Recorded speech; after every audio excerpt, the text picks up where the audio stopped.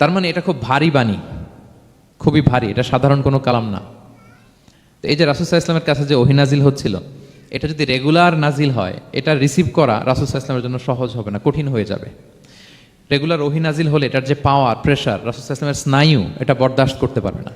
তো আল্লাহ বোঝাতে চাইলেন, নবী, আমি কাফির রাজা বলে আপনাকে আমি ভুলে গেছি, কখনো না, নেভার এভার। বরং আপনার যাতে একটু রেস্ট হয়, আরাম হয়, আপনাকে একটু কমফোর্ট দেওয়ার জন্য আমি সাময়িকভাবে ইচ্ছে করে এই ওহীটা বন্ধ রেখেছি।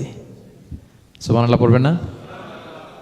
আপনার যাতে একটু কমফোর্ট হয়, আপনার যেন একটু আরাম হয়, ওহী রিসিভ করে করে যেন আপনি অভ্যস্ত হতে পারেন, এজন্য আমি ইচ্ছা করে আপনাকে একটু আরাম দেওয়ার জন্য ওহী বন্ধ রেখেছি।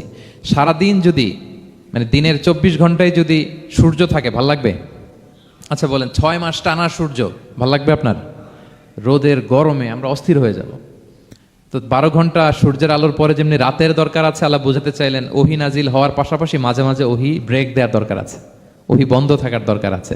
ফলে আপনি হ্যাবিচুয়েটেড হবেন, ওহী রিসিভ করা না করা এটা আপনার জন্য ইজি হয়ে যাবে। যখন আপনি আপনার জন্য ওকে হয়ে যাবে, তখন আমি লাগাতার ওহী নাজিল করবো। তাহলে ওরা যে বলে আমি আপনাকে ভুলে গিয়েছি, না, আমি আপনাকে ভুলি নাই, বরং আপনার আরামের জন্য খানিকটা সময় আপনাকে বিশ্রামের সুযোগ করে দেওয়ার জন্য আমি আল্লাহ ওহী বন্ধ রেখেছি। সুবহানাল্লাহ।